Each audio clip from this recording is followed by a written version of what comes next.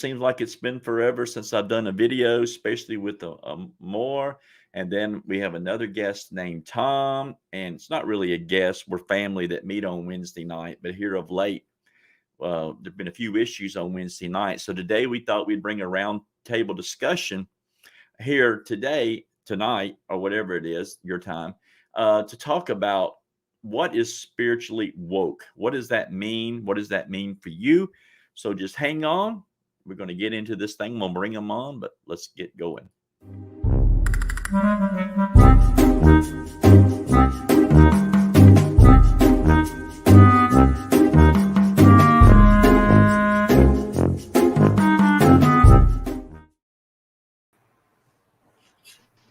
All right. Everybody's in the room now, so we're all here. So go ahead and say hello to everyone. Amar, go ahead and greetings, everyone. Greetings. I would do that. I am truly, really, I am truly blessed with both of you. I was telling Tom the other day, I've only known him for like a month or so, but it seems like I've known him my whole life. And Amar's the same way. I've been watching him for so long. I just felt like I've known him forever, and we really haven't, just for about 6 months. But there's really a connection there that is really special, and I really value. And after last week's class, I was riding on cloud 9 for about 2 days from the information that was given from Amar's wife and just all of us, Tom and everything. And it was truly an amazing class, and those things truly helped me through the week. And I want to thank both of y'all for your input and helping us get through these weeks. Welcome, brother. Okay, so without further ado, I am going to read. So I got to put my glasses on. When you get this age, this is what happens to you. And this is from, the Aquarian Gospel. I know a lot of people don't like it, and that's okay. It's my show. Just hang on. We'll read this, but I think you'll like what I'm going to read out of this. I don't care where it came from. I don't care if it was conjured. I don't care where it was. There's truth in it. Like every writing, you just have to find it. And here we go. I'm on chapter 26, and it says, in all the cities of Arius, Jesus taught at Katat. By the riverside, he taught thousands of the people following him. One day, a car, which I'm going to say was a cart probably, of Jonathan was hauled along by scores of frenzied men. And Jesus said, behold, a form without a spirit passes by, a body with no soul, a temple with no altar fires. This car of Krishna is an empty thing, for Krishna is not there. The car is but an idol of a people drunk on wine and cardinal things. God lives not in the noise of tongues. There is no way to him no way to him form any idol shrine. God's meeting place with man is in the heart, and in the still small voice he speaks, and he who hears is still. And all the people said, teach us to know the Holy One who speaks within the heart, God of the still small voice. And Jesus said, the holy breath cannot be seen with mortal ears, and men cannot see the spirits of the Holy One. But in their image man was made. And he who looks into the face of man looks into the image of God who speaks within him. And when man honors man, he honors God. And what man does for man, he does for God. And you must bear this in mind, that when a man harms in thought or word or deed to another man, he does a wrong to God. If you would serve the God who speaks within the heart, just serve your near of kin, and those that are no kin, the stranger at your gates, the foe who seeks to do you harm. Assist the poor and help the weak. Do harm to none and covet not what is yours. Then with your tongue the Holy One will speak, and he will smile behind your tears, will light your countenance with joy and fill your heart with peace. And then the people asked, to whom shall we bring gifts? Where shall we offer sacrifice? And Jesus said, our Father God asks not for needless waste of plant, grain, doves, or lamb. That which you burn on any shrine you throw away. No blessings can attend the one who takes the food from hungry mouths and destroys by fire. And when you would offer sacrifice to God, you take your gift of grain, meat, lay it on the table for the poor. For it is the incense will rise to heaven, and you will return to you with blessedness. Tear down your idols. They can hear you not. Turn all your sacrificial altars into fuel for the flames. Make human hearts, listen to this, make human hearts your altars and burn your sacrifice with the fire of love. And all the people were entered and would have worshiped Jesus as a God. But Jesus said, I am your brother, man. Just come to show you the way of God, and you shall not worship man. Praise God, the Holy One. And when I read that, I was so moved because it's going along with a lot of what we have been covering on Wednesday nights with the Silence of the Heart book and some of the things that you read last week, that I really think we can build upon this conversation because men, ego, let's say that, that's a Moore's word, ego is really seeking a religious dogma, a religious truth, maybe to be superior, maybe to find a niche that it needs to be. Amor, how do we deal with this subject of the ego always wanting that superiority or needing that dogma or needing that sacrificial system, which they tried to bring to Jesus and trying to find a God, a Messiah? How do we deal with this ego and contain it? Well, I think that's just the thing is that, and I'm sure Tom and you both agree, that's just the ego's nature is to need. It's needy. It needs salvation because it doesn't recognize it already has salvation. Right. You know, it needs love because it does not recognize the love that's all around it. And in fact, by definition, the ego is the ignorance that one is. It's not really a thing. There is no ego. It's just a mistaken illusion or identity. And I think what you were reading there, brother, summed it up pretty well, because Jesus in the Aquarian Gospel, that sounds just like Jesus in the New Testament or Right. Jesus in A Course in Miracles. Right. The voice is the same. It's not a religion. It's a way of life. Right. And he even said, this is the way of God. I came to show you the way of the heart, the way of God, not a religion. Right. And of course, now the ego needs religion. Right. And the ego, again, being a phantom, not real, the ego is sustained in its illusory identity, its false self-identity by that need. In other words, the seeking is, the ego is always seeking because it never has. Right. Ego is always wanting because it never can reach. Right. And so that's why a lot of spiritual seekers, people that are religious seekers on the path, are lost in that egoic illusion or that egoic identity. Because, again, the ego is not an entity. The ego is an activity that you're doing with your mind. Right. And it's that seeking, always wanting the truth, but never coming to it, because the anthem of the ego is seek, but never find. Right. And that's its goal, to keep you in ignorance. So the ego is just that. It's the religious mind. It's always the lack, the mind that comes from lack. And so that's the ego. Right. Well, you see that in religion. You know, I know we all three are former Pentecostal tongue talkers, hanging from the chandelier, jumping the pew people. And we know that even in debates with other Christians of Baptists maybe or Catholics or stuff, that we had the superior truth because they didn't have the Holy Spirit. So we know that they didn't have as much of God as we had because we had the expression. And so we know, and even in Judaism, it's the same way of what sect you are. And I'm sure it is with Islam. And I've even read it within some of the Buddhist understandings and teachers and stuff like that. So you're right. The ego does have to be right and has to be superior to other things. Tom, you got anything you want to add up on that? Yeah, I guess what rings in my heart is smallness. Smallness. Yeah. And that was the first trigger word that came to me, was the smallness, the diminutive size.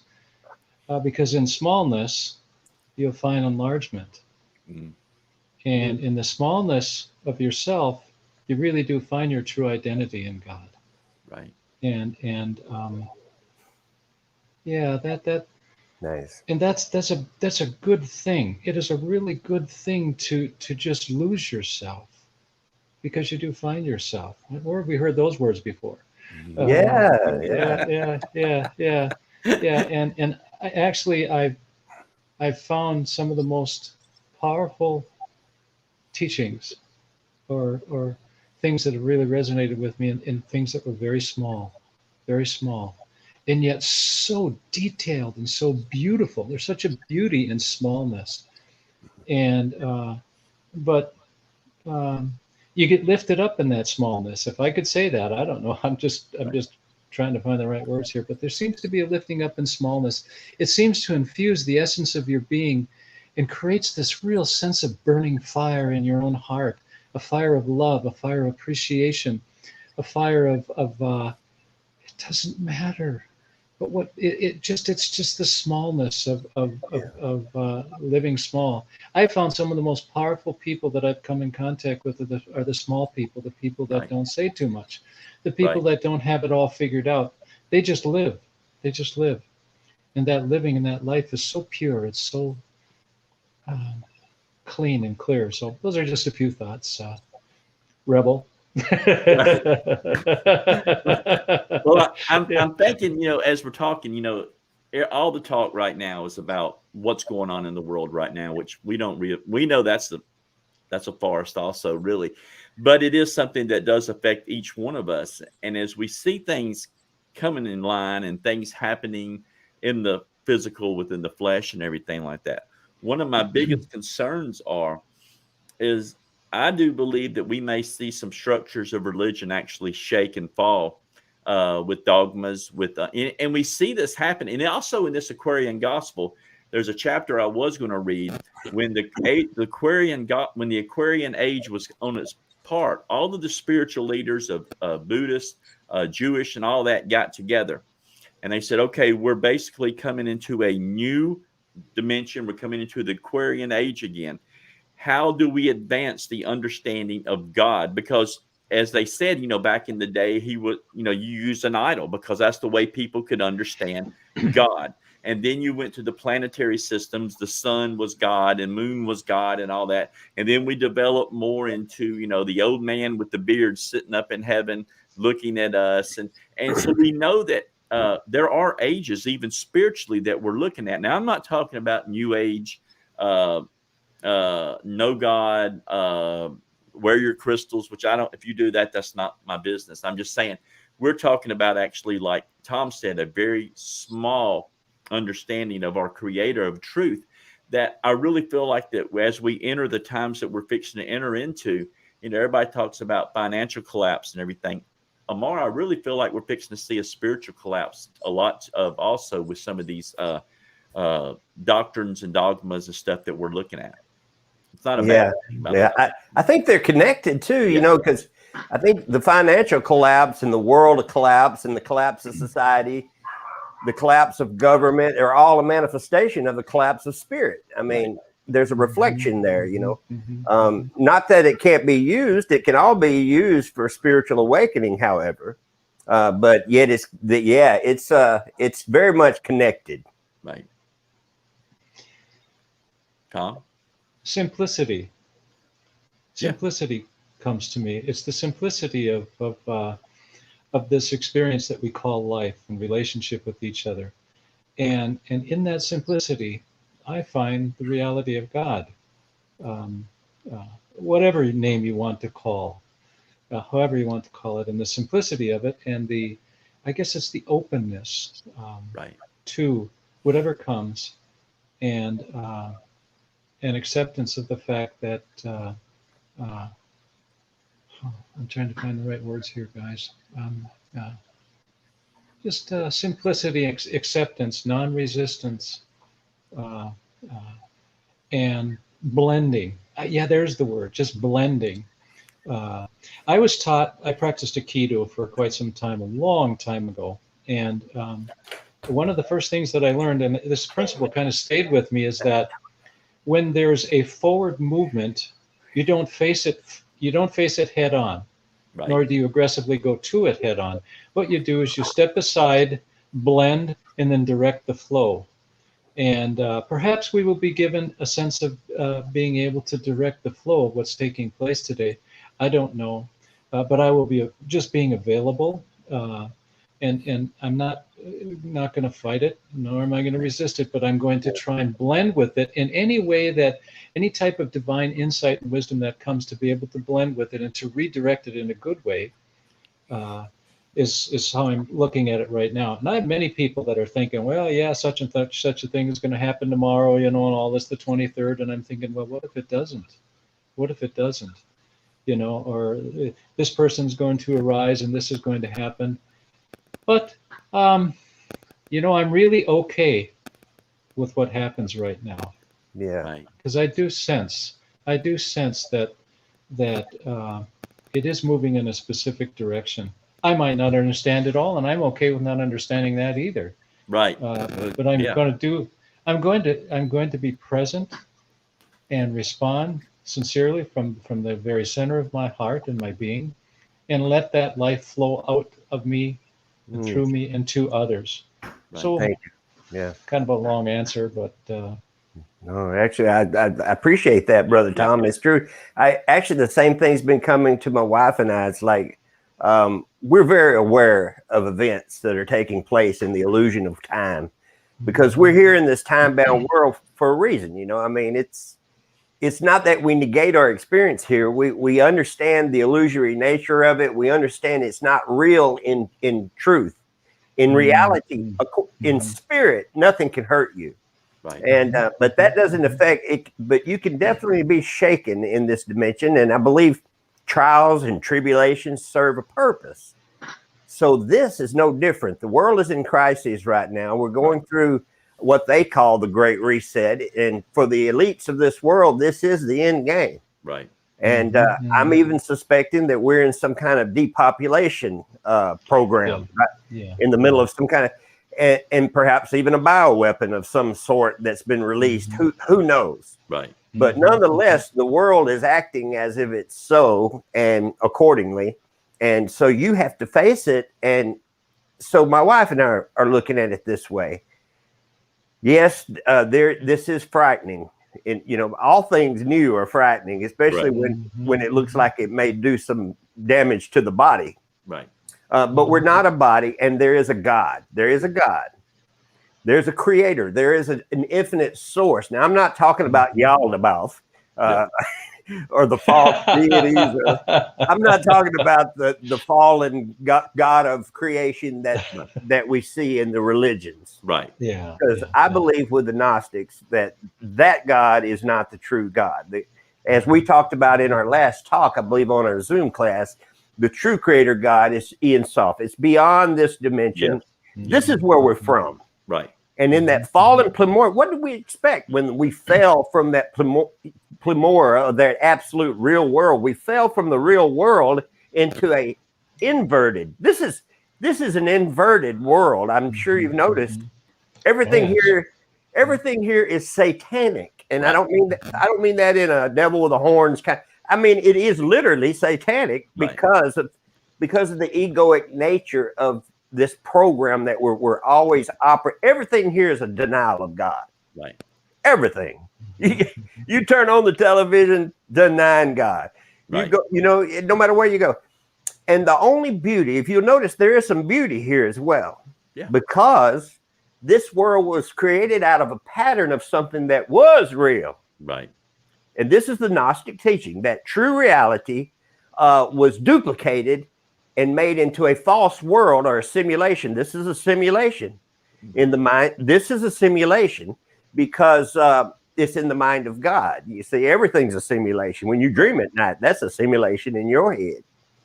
So here we are in this simulation of opposite of God. We're in a dimension that's the opposite of heaven. But in the midst of this, as Brother Tom was saying, in the midst of hell, that's where you're going to find the light, because that's where it's going to show up. And that perhaps that's why we're here. We're here to face the most frightening crisis. And it is pretty frightening right now, with the whole depopulation agenda and everything. That's pretty intense. It is. So to face that without flinching, with faith in God and with love, not resistance. See, I don't believe in fighting. I don't believe in resistance. You know, I mean, there's a time to fight, don't get me Yeah. wrong, but I'm talking about like when things are unfolding around you, watch, be still, listen. And that still small voice will tell you where to walk, where to go, who to There talk it to. is. Yes. You'll find it may not be There it is. anything, and it'll be nothing to fear. It'll be something you can walk through simply by trusting in God. Right. Totally agree. And I was, as you were saying that, I was reminded of one of the books in the non-commodity library, and I don't remember the name of the book, but it was talking about that after Adam and Eve, you know, the metaphor using that they heard the voice of the true, you know, the ultimate God, and it confused them because it wasn't the creator's voice that created them, and they recognized a total different spirit with the, you know, the all everything. So that it's so true that people, I don't know why people can't understand that, but it's so true that we are living in a virtual hell now. I mean, it is what you make of it. But I like what Tom said about the simplicity. When you live your life simplicity and you're not trying to keep up with the Jones, and you're not, like you said, plugged into this world, you're plugged into the simplicity things of nature and family time and you know, and things of that nature, that we're not plugged into the chaos that's going on around us. Which, and as you're right, time is an illusion. I mean, time is made up. It's not real. And I think even Jesus said that in the regular Bible, where he says that, you know, it's like the grass, it grows and it dies. That's all this moment that we're in now is so small compared to the eternity that we're a part of. But, you know, I was thinking, like, during the pandemic that we went through in Georgia, we were not locked up like some of the states were. I mean, there were things that happened, but we were nowhere locked up. But I didn't miss going to church. I didn't have a church. I didn't have a synagogue. I didn't have a place to go to. So to me, I didn't feel any difference because my connection was with the Creator at my house anyway. But it messed a lot of people up not being able to go to their place of worship, to their synagogues, to their churches, and to their whatever mosque or whatever they would go to. And I really feel like this is going to be a normal of the future, that you must, or you're going to have to learn to seek the Creator within where you're at, whether it's your house, like we're doing here, however long they keep the internet and stuff going.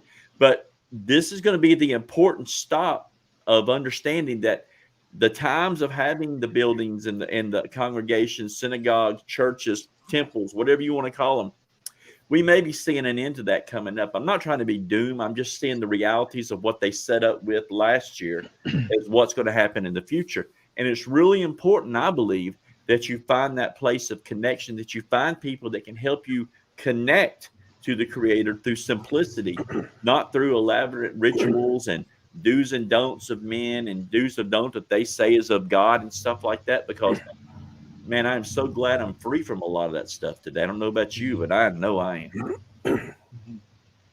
In Native circles, there's a practice that I've learned. Whenever you're going to go through and experience a particular change, or a particular change, what they would do is they would take all of their clothes and they'd throw them in the fire. All of their old clothes and everything that was associated with that old manner of life, they'd take it and throw it in the fire, and then they would get new clothes and they'd continue to move on. That comes to my mind. And you know something, what also comes to my mind is that really the course of these things has to go this way, because to plug into the simplicity of relationship with each other and the reality of God in everyone and everything, it has to go this course, so that the clothing that humanity has been wearing for the past thousands of years has to be thrown in the fire and burnt, so that we can clothe ourselves with the reality of who we really are and our true identity, rather than the old stuff that used to be so prominent in our lives. So yeah, I agree with you. It really is a question of getting down to what really matters. Right.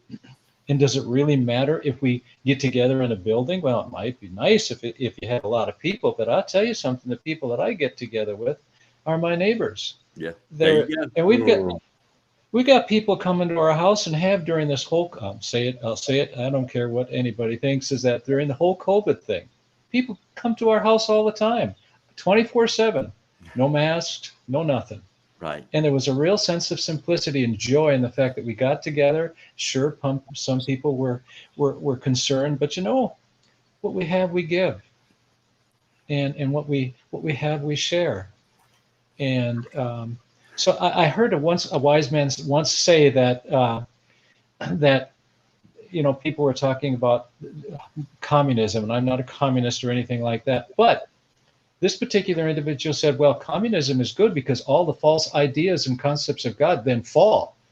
And that is a preparation for the reality of the true divine that needs to come forth within humanity. So he made that. I just thought, gee whiz, and everybody else, well, we don't want communism, we don't want this kind of thing. But in reality, it really does cut it down to nothing in order that something might really emerge.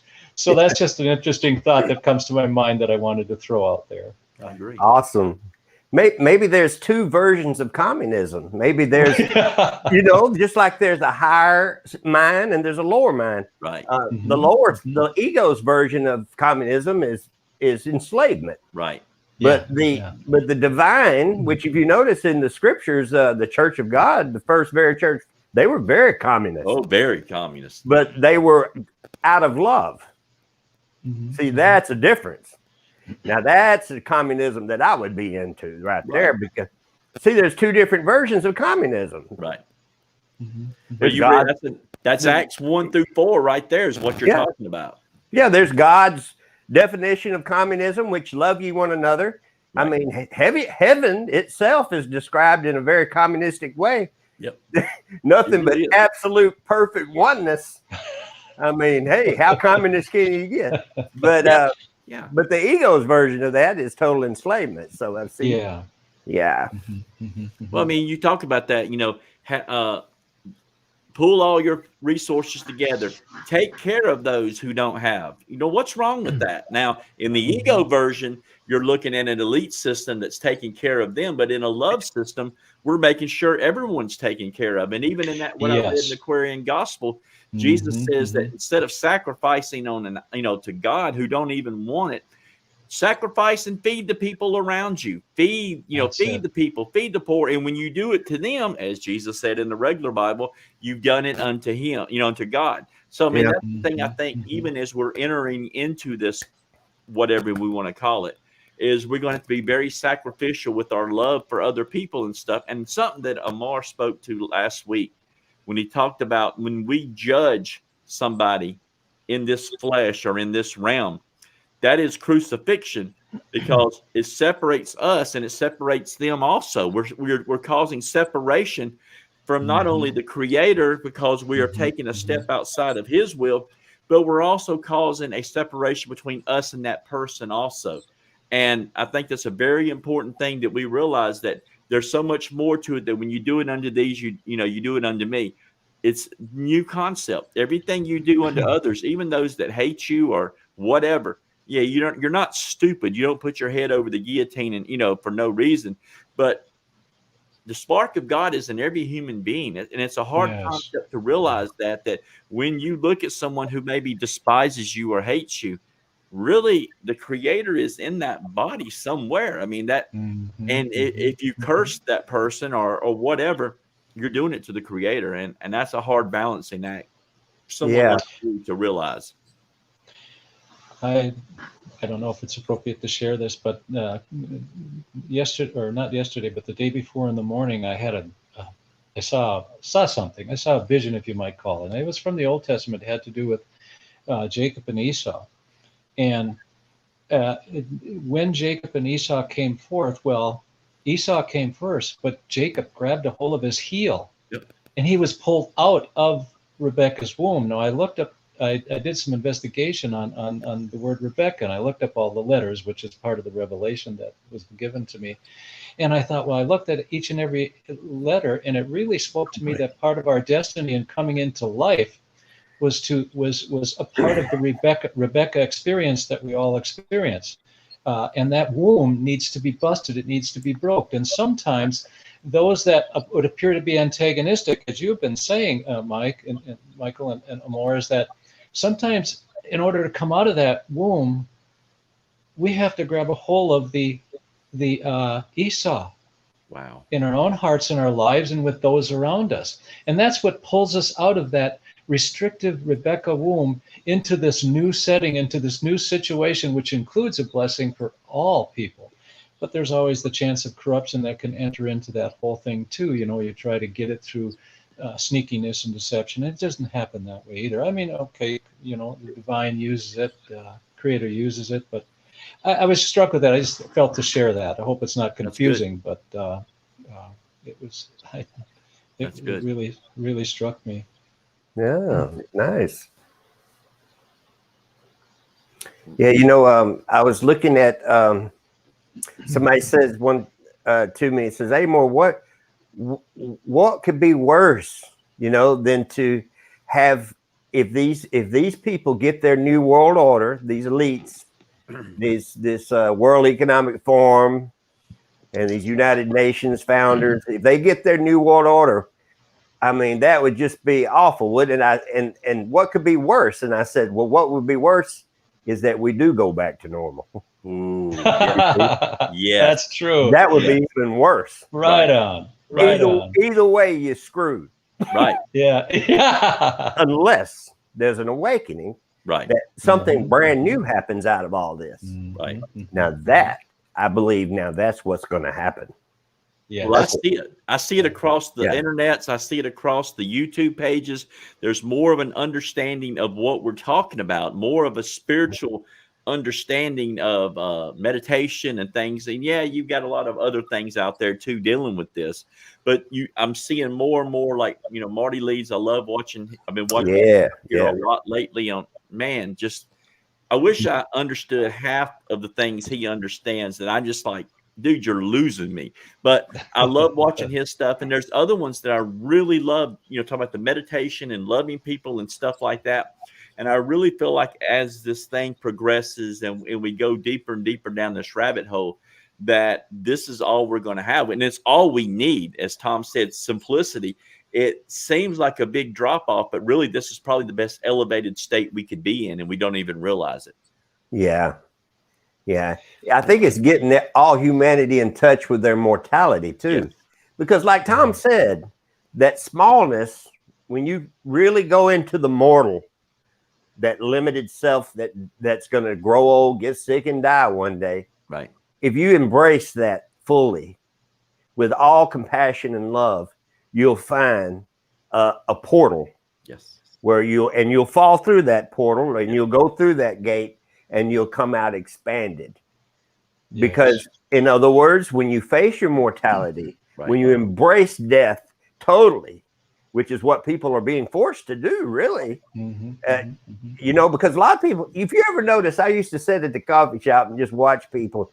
I'm like, they have no idea they're going to die one day. No. They're just all running around, bless their heart, women with high heel shoes that big, working all day, trying to get across the street. I'm like, I know they're in pain, man. I'm like, the last thing on their mind is they're going to die someday. And there's a denial of death here. They act like we're going to live forever, you know? Yeah. I mean, in this world. Yeah. But we're not. No. And so today we're being faced with the dragon, the dragon of our own enlightenment that we have to face and slay. Right. Which is our own fear. Right. Of mortality. And in that fear, I'm sorry, Tom, I don't want to cut, but in that fear that you're talking about, we stop living. Most of us, when we realize that mortality that's heading our way, and I'll be honest with you, it was a video you did probably 4 months ago on death that really changed a lot of my perspectives of life and everything, and it really resonated. I mean, you're right. I mean, especially I'm 56, so I see things a lot different than I did when I was 34. I wasn't going to die at 34. I wasn't going to 20, never a thought. But you're right. And then when people realize that, they're struck with fear and they stop living. And I think of that song, McGraw, Live Like You're Dying and stuff like that. Yeah. And that's true. This is your bliss time. This is your time to enjoy family and friends, like Tom said. Have people just come over and just love life, love people, love laughter, love nature. I love nature. I love animals. I love watching stuff like that. But I'm afraid I'm afraid when this happens, the mortality is going to be so stricken that they're going to be so fearful. And the first thing you think of is Walking Dead and these Hollywood shows. You're living out here, and I don't want to live like that. I don't want to live like that. Very good, brother. I had a unique experience with my son, if I may be allowed to share.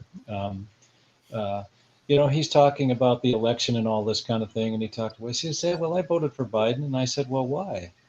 And I didn't want to get into a political debate with him or anything like that, but he shared from his heart. He says, "Well, here's what really means something to me, Dad," and I thought, well, irregardless of who he votes for, there was something really beautiful and precious. There were pearls within his heart.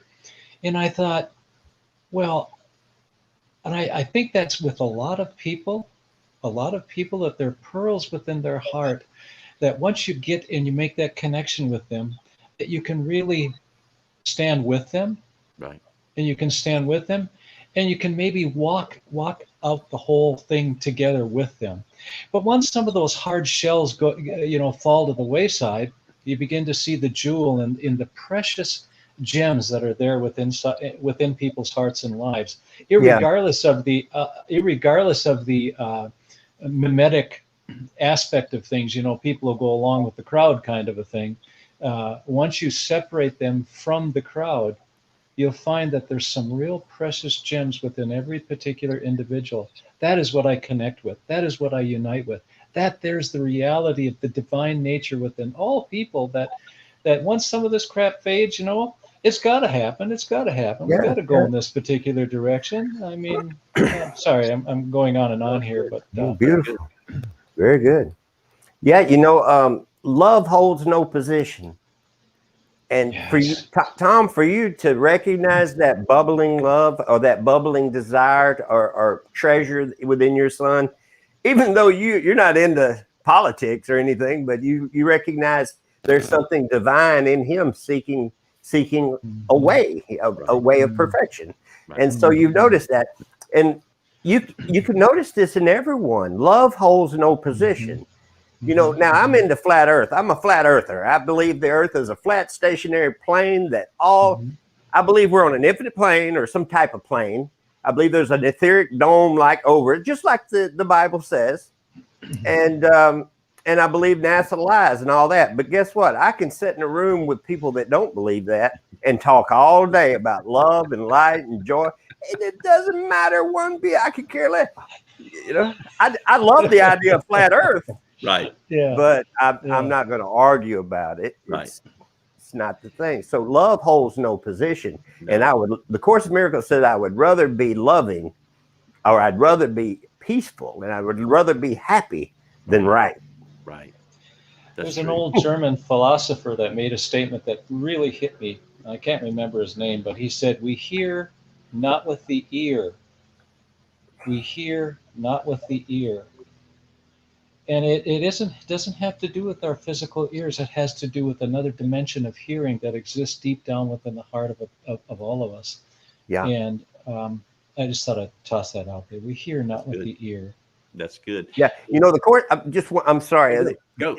I can't leave that. That's a beautiful thing, because A Course in Miracles, which I also believe is a word. The Course in Miracles is the word of God around this house.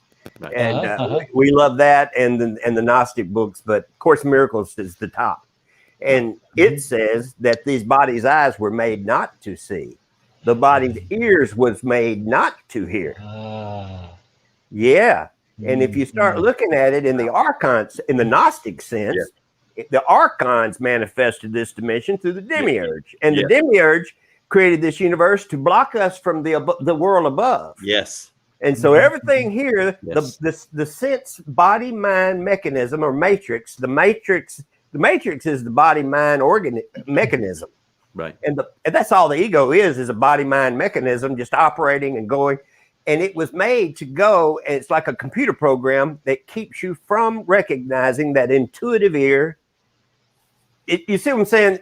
When spiritual awakening happens, you realize you have a whole nother set of ears that you've never been using. Right. Yeah. Like in the movie The Matrix, they said he's what was it? He said he's never used. Oh, his eyes was hurting him. They took off his blindfolds. He said that's because he's never used them. That's right. That's right. You know? Right on. That's it. Yeah, That's there's it. a new, and it's called spiritual vision, when you Right. can see, not with the body's eyes, but you can see the light in everything. You're intuiting, your intuition and your discernment is you're discerning the presence of God in another. Right. That's seeing. Right. Well, as you know now, what we're seeing and hearing now in reality is not real in the first place. Exactly. I mean, most of the things we speak are egos, but I'm hungry, or something like that, and the things that we hear on TV, it's all fake. So the intuitive is the only way we really can understand the Creator. I mean, I've listened to so many preachers. I've read so many books. I've got more books than I ever should need. And really, I get more out of the class we had last week of just talking and meditating than anything else than anything else is going on, because I think that is where we need to be. Yeah. Well, Michael, I really like your hat. That's a rebel. Hey, you know what? I'm going to get me one of them. Get you one. Hey, you know what? I really am enjoying listening to people and getting to know people. Yes. And perhaps instead of holding and clinging to a doctrine or an ideology or a philosophy that prohibits us from really connecting with people, perhaps this is a time when we can really stand with people.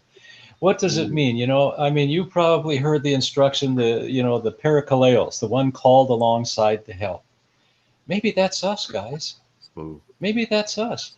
Maybe we're called alongside maybe we're that one that's called alongside to just help, Absolutely, brother. Man. Somebody asked me the other day, what are you going to do anymore when they knock on your door and come to take you to the camps? And I says, well, first of all, when they knock on my door, I'm going to offer them some water. Yeah. And I'm going to love them. Right. And they're going to walk away and they'll never forget meeting me. And then when they take me to that camp, I'm going to have that whole camp lit up with prayer. Oh, yeah. It's going to work that way. Biggest mistake they ever made, wasn't it? There's no other way. They won't know what to do with me. I believe every word you say. But that's the way we should be. We should be that infected that way. We should be that way. Yeah. This is the language that I think that Dietrich Bonhoeffer, are you familiar with him? He wrote a book called Letters and Papers in Prison. Dietrich Bonhoeffer. No, he wrote, and he was during the Nazis and the final solution. All that stuff went on. He was preaching against it. He was I don't know if he was a Baptist or whatever he was. I'm not sure. Wasn't he? What was that? He was Lutheran, wasn't he? Oh, he was. Yeah. Thank you for that. Yeah, he said that. Within the context of Christianity, we've been speaking words that absolutely mean nothing to people anymore. When you tell someone to repent, what does that mean to someone? That might mean something different. He said there's a language that needs to emerge, a language that is not disconnected with the essence of who we are so that we can really communicate and touch people. And he says all of this religious language needs to go. And he talked about demythologizing and stuff. I can't remember the guy that he quoted, the theologians, but he said some people thought that he was going too far, but he said on the contrary, within the context of our religion, we haven't gone far enough. But I think that we're on the verge of discovering a new language, a language that is going to change people's lives. It's going to change the essence of everything that we see round about it. I think it was Zephaniah that talked about that pure language. I'm not sure. You guys know that better than I do. But that comes to my mind. Well, they have a thing. I'm sure you guys heard of this. Nonviolent communication is actually a program that you can take lessons in and everything. And they're on to it. I did some of the courses with that. And but really, it's just our natural state. Really, nonviolent communication is just not defending yourself. See, that's to me, that's a new language. Right. Me too. A new language is speaking, is when you're speaking to the Christ in people rather than speaking from ego to ego. Right. Yeah. The new Right. language is when you're communicating God's thoughts with each other Yeah. instead of ego thoughts. Well, you're trying to awaken that Christ within them, that Christ, and I'm trying to use your terminology. You're trying to wake that up inside of them. Is what. But what we do is we let the ego go, and we start judging them. Or I've been there so many times. Yeah, or even as soon as we use the word Christ, we turn off the Buddhists, and I don't want to hear about Christ. Or Jews, everybody. Or if you mention Buddha in church, you get kicked out. So we gotta find. I love what Tom said. We got to find a new language that's not non-religious. Right. And I was thinking like Robert Adams and the non-dual teachers, but then you get all non-dual, and then that becomes a language. It does. It does. And no, I don't want. I think love is the new language because it's always fresh. Right. It's always new. What's that St. Francis said? Preach the gospel and use very few words or speak sometimes. Let's do it with our love. Let's do it with our lifestyles. And I think that's the new language, is our actions followed by the connection will change everything. But I'm with you. I think we need a whole new vocabulary, because the first thing people say, oh, you're getting into Buddhism. And, no. I'm just connecting. I'm just connecting. Trying to get away from it all. That's it. Here's a question that's comes to my mind, and I don't know why, but I'm just going to share it. Is why would we have to defend ourselves? There, right? Boom. Thank you. That's it. Have you received an answer from that? No. Yes, I have. Yeah, it's just I can sense the answer. I know that. Yeah. You sense the answer. Hey, yes. What about you, Rebel Preacher? I love it. Why would any ego defend itself? Because the Christ does not defend. No. So it can only be an ego identity defending anything. Right. A lot of people don't realize this. They don't realize that when they're defending, they're in ego. That's it. They think they're still, and they be all religious and just fighting and arguing, and like, I'm godly, I'm doing the Bible or doing. No, you're not. You're in your lower self right now. You're a Christian terrorist. I had to let the ego go the other day, because somebody was talking about, and they're talking about their church follows just the scripture. That's it. I said, that's true. Like 30,000 different denominations with the Christianity, you all follow the same book, and you can't get along. And it drives me crazy to listen to this, but we are 47 minutes into this, so we need to tie it up for our people. Okay. But I do appreciate both of y'all. You'll never know how much your friendship means. But if you both want to go ahead and give a few minutes of parting words of wisdom with, what is spiritually woke and what to, how to prepare for what's coming. Amar? To be spiritually awake is to know your true nature and to be able to recognize when you're not in your true nature. Because as soon as you spot that you're not in your true nature, like when you're defending yourself, for example, when you're defending or protecting yourself, you're just defending the body, you're defending the ego. And to know this, to see it, and to witness yourself doing this, right in the middle of it, it's okay that you did. It's fine. Just stop. Right there, just full stop. Boom. Because it's like stirring water, like if you're stirring muddy water, the mud just stays in there, as long as you're stirring it, I'm bad. I shouldn't have done that. I shouldn't have said that yesterday. You're just mulling over it, stirring the water, stop, full stop. And then the water clears. Yeah. And nothing ever happened, and stay in your true self. That's how you deal with what's coming. Whatever's coming, I promise you, nothing but love is coming. That's it. Because nothing but love exists. Right. And everything else that does not radiate in the vibration of love will vanish. Wow. Just give it time. Wow. Let it change. Let it change. That's my last words. So let it change. Let it change. Oh man, how can I follow that? You like that, don't you? I do. It's awesome. I just